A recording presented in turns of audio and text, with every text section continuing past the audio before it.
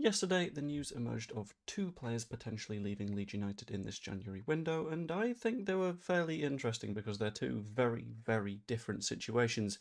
And I think it tells us a little bit about what can come for the rest of the window, and ultimately what can come for the rest of their time at Leeds United.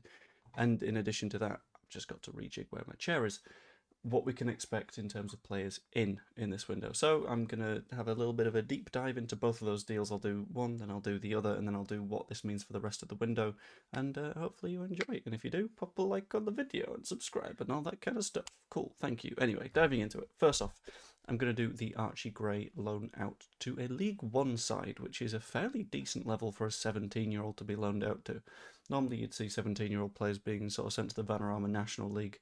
Is it Vanarama? I think it changed. Either way, you'll see players sent to the National League to be like, okay, just how good are you? But it's a very promising sign for Harry Gray to be sent to Rotherham, which is a not great side at the minute. I'll get into that in a couple of moments' time. But it's a sign that he's ready to play at a very, very strong level. It looks like the sort of move that is just going to be a straight loan. There's going to be no chance of anything permanent because why would we send him to Rotherham? But they are struggling very, very badly at the bottom of League One at the moment. Having a look through their sort of goal scorers this season so far, I think their top scorer has something like 3, and their top scoring attacker has only scored once this season. In terms of forwards and strikers, they are completely useless at the minute, which means that they need to get someone in, and being Rotherham and not having the highest of revenues, they're going to need someone that is fairly affordable to them. Therefore, 17-year-old footballer isn't going to be earning too much, and on loan means they don't have to put out for a fee, which makes complete sense for them. They've only got 22 goals in 24 matches this season, which isn't the best of situations for them to be in, but that screams why they need a forward. And in addition to that, he will play a lot. The important thing with Harry Gray right now is that he needs a fair bit of senior football. He is 17, which is sort of the age at which you go from youth games to actual games of football, and you learn more about the physicality of the main bit of football, which is essential. But you're not going to get that at Leeds at the minute because the queue of players in front of you is fairly long and fairly talented. So, in essence, having... Hello, Iris. I really liked that train of thought and then it disappeared. But having him go to a club where their forwards are already struggling, they're already not consistently grabbing their place in the team, means that not only can he go there and get a few minutes, he can go there and potentially become their starting number 9, and we'll see how that goes for the rest of the season. In terms of how loan moves go, maybe you would have preferred to see him go somewhere that is creating a decent number of chances, but that's not always going to be possible. He needs to go somewhere that at least looking for a forward, so Rotherham seems about right. Jesus Christ, Iris. Anyway, let's move on to the other move, which is one of our wingers going to Serie A. You hear that and you immediately go, ah, damn, why are we letting go of Willie Nunto?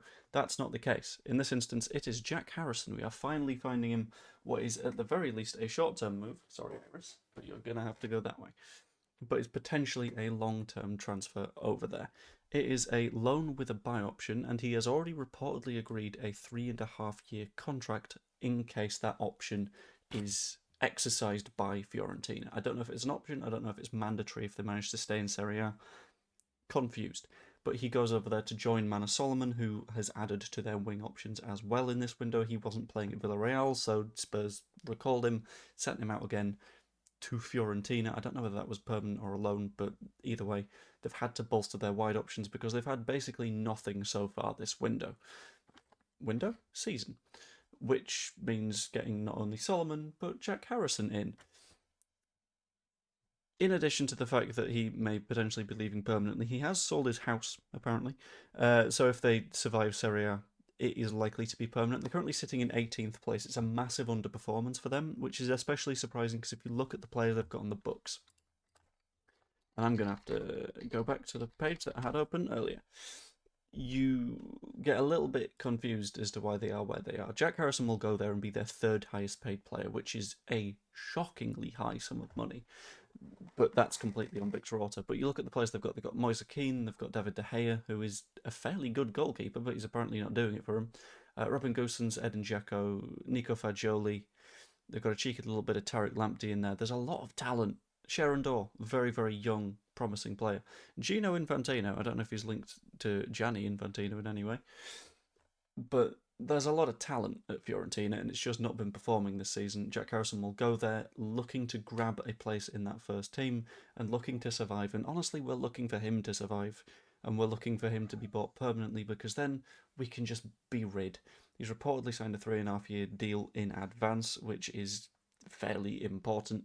And if we're able to make that sale count, then lovely. It clears off a decent amount of PSR, reasonably high profit. Not the Valencia move that we were all expecting, but at least it's something, which is nice. It means that we won't immediately have the money in to be able to reinvest, but we're saving, let's do the maths very quickly, about 2 million quid in wages, which is vast and is an amount of money that we can reinvest in loans ourselves. And then we get on to what Leeds United are potentially going to be able to do for the rest of the window ourselves.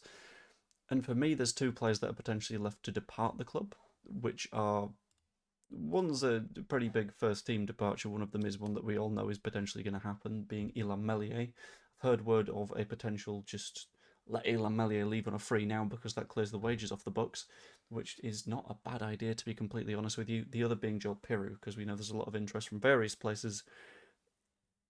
I think him leaving makes sense, and I think replacing him with someone that fits the system a little bit better also makes sense. But the feasibility of doing that comes down to what the interest is. Would we be able to make any form of profit on him? Big questions. I think Piroe leaving permanently is probably for the best going forward, but we'll have to find out. But ultimately, this will all fund players coming in, whether that is in January or in the summer. Personally, I still would like 1 or 2 players in January. The noises around Danilo Doki are continuing to get louder and louder and louder. I don't know whether that will happen or not, but I would quite like it to, because some more depth at centre-back would be fantastic. And I still think we could do with either a progressive midfielder or a number 10 or a winger or something like that to help us move up the pitch and not rely so heavily on Brendan Aronson right now. Imagine if you told someone at the start of the season that Leeds are now reliant on Brendan Aronson as a creator. And like in a good way, not in a case of everyone else is underperforming, but in a Brendan Aronson is genuinely playing very well kind of way. That's wild, but I quite like it. For me, if we are able to get something done, I'm gonna say Spurchan again. It's not gonna happen, but it'd be quite nice. Then that'd be absolutely spectacular. But 2 players in this window, I think, make sure that we are safe going into the rest of the season. Honestly, without anyone in, I think we would probably be fine, but I would like us to not take that risk. But at the same time, if we don't get someone in, I'm not going to be one of the people that loses their mind. I think there is a sane middle ground of I wish we would have signed someone, but we're not automatically doomed. But at the end of the day, Harry Gray has gone out to develop a little bit. He wasn't really going to play much this season anyway. That's fine. Jack Harrison's gone to Fiorentina. Well, not gone, but going to Fiorentina. Potentially on a permanent deal, depending on how he does for the rest of the season. A couple more players could go out. A couple more players could come in. I'm going to do my best to keep up with news as it happens, but I've been sleeping through the days because girly over there likes to snooze. Yeah, I'll try my best to keep up. Hope you enjoyed, and I will see you all later. Toodaloo.